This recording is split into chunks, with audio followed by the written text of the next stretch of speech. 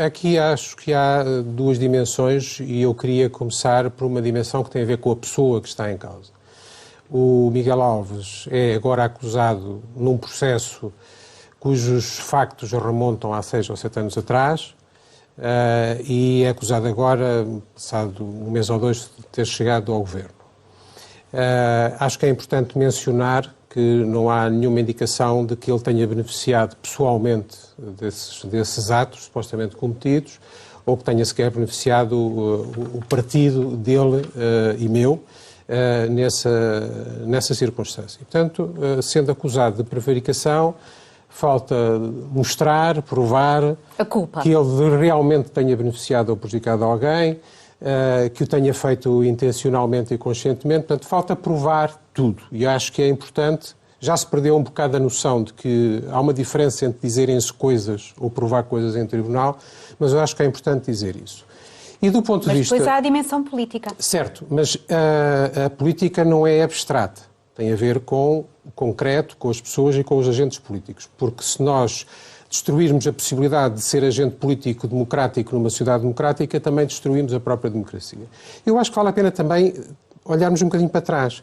O que é que nós temos visto? Temos visto que recorrentemente há pessoas que estão a ocupar lugares políticos que são postas em causa, que são indiciadas, que são acusadas, e depois temos muitos casos de processos que não levam a lado nenhum. Ou são arquivados, ou as pessoas são despronunciadas, ou vão a julgamento e depois são ilibadas. Nesse sentido, como é que vê o facto de várias vozes socialistas terem pedido a saída de Miguel Alves?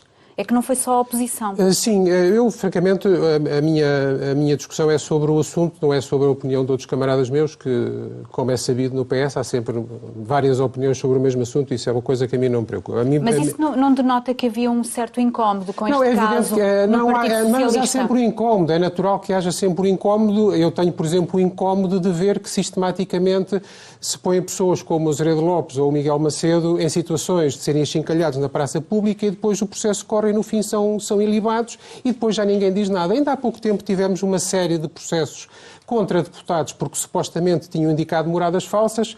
Foi uma grande notícia, foi uma grande escandaleira. Foram todos arquivados. Alguém viu as notícias de que os processos tinham sido arquivados? Ninguém viu. Isso também é política. Agora, há de facto uma outra dimensão que provavelmente era a única dimensão que caberia num programa Parlamento sobre o que se passa no Parlamento e que é a dimensão de tentar perceber quais são as condições de exercício do poder. Francamente, dizer que o processo já teve um desfecho, o processo não teve desfecho nenhum. O processo não teve desfecho nenhum. E é essa pressa em utilizar politicamente coisas que estão por esclarecer na Justiça.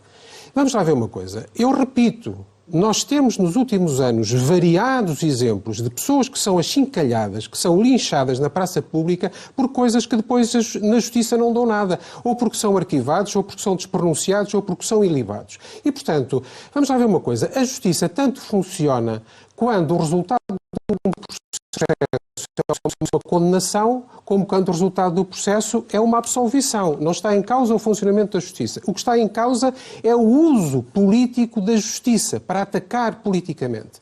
E, por exemplo, quando a líder do Bloco de Esquerda faz basicamente aquilo que a Sara Madruga da Costa acabou de fazer aqui agora, mas quando a líder do Bloco de Esquerda faz há poucos dias a acusação ao Governo e ao PS de que entraram na revisão constitucional iniciada pelo Chega porque estamos abafados em escândalos, é claramente fazer um abuso político de um caso judicial que é basicamente um caso judicial. Porque a questão é muito simples. Quando o Miguel Alves for condenado ou for absolvido, já ninguém vai falar nisso, especialmente se for absolvido. Acho que valia a pena nós refletirmos, sabendo que há dezenas, muitas dezenas de autarcas que não se conhece que tenham tirado qualquer benefício pessoal do uso do cargo autárquico, que não se conhece que tenham enriquecido por estarem num cargo autárquico. Às vezes até o contrário. Porque, como é que há tantas dezenas de autarcas que estão nessa circunstância sem terem beneficiado de nada? Há de haver uma questão. Nós devemos ou não pensar, por exemplo... É um problema na lei. Eu penso que é preciso refletir sobre se não será um problema com o Código de Contratação Pública. Se é suficientemente eficaz para se poder gerir, para se poder governar ao nível local. Vamos lá ver. Os autarcas são eleitos para fazer, para concretizar. E não são eleitos para mandatos de 20 anos. São eleitos para mandatos de 4 anos, para fazer coisas que as pessoas que estão ali à frente deles, não são as pessoas que estão a 300 ou 400 quilómetros deles, são as pessoas que estão ali, à sua porta, no seu município, que estão à espera que eles façam. E eu acho que nós precisamos, e isso sim é um tema político, de voltar a uma reflexão sobre se há as condições para gerir, em termos de poder local. Os autarcas praticamente não têm apoio nenhum para avaliar da legalidade de uma determinada solução O que estão a procurar que o implementar. registro Acha que defender a justiça é importante, mas defender a política não é importante. Foi sempre por haver gente dentro da democracia que achava que defender os políticos democráticos e a política democrática não era importante, que depois aconteceram e acontecem coisas lamentáveis. Isso, mas convinha saber que existem imunidades parlamentares para evitar que, por via de processos judiciais ou coisas parecidas, se possa remover o inimigo político sem ser por meios políticos. É por essa razão que existem imunidades parlamentares. Também pode ser retirada e levantada. Mas também há um Código de Conduta que se aplica aos membros do governo, que se devia aplicar aos membros do governo. Se tenta que, por via de uma conjugação de informações vagas, de coisas que se dizem na comunicação social. Já hoje aqui vi citar coisas que supostamente foram ditas nos órgãos do PS e que não é verdade, não foram ditas nem por essas pessoas. Pois é, é isso, confirmou pelas notícias. Eu dou credibilidade ao geral público. O que nós estamos a fazer, o que nós estamos agora a fazer com todo este processo é dar ao poder do linchamento público remover, sem ser por formas democráticas,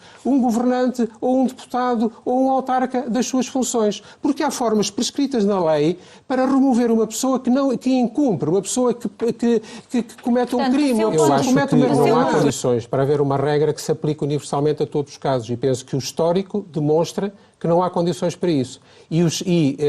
Provavelmente, um erro que se tem cometido nos últimos anos é achar que podemos resolver situações complexas diferentes umas das outras com uma regra que se aplica a todos os casos. Aliás, eu já disse isto essa semana anteriormente, aliás, uma crítica à técnica com que o Governo tem seguido, que é está arguído, sai. Eu acho que a prática demonstra que essa regra não resulta, dá mau resultado. Porque se nós tivéssemos uma sequência de casos em que as pessoas, quando são postas em causa, na maior parte dos casos, finalmente vê-se que são culpadas, são condenadas e, ok, foi bom, foi correto pô-los em causa, isso era uma coisa. Agora, quando nós vemos uma série, quase em termos estatísticos, e vemos que grande parte dos casos, as pessoas que foram postas em causa, que foram obrigadas a admitir que as suspeições foram libadas, isso significa que essa regra, como regra geral universal aplicável cegamente, não funciona.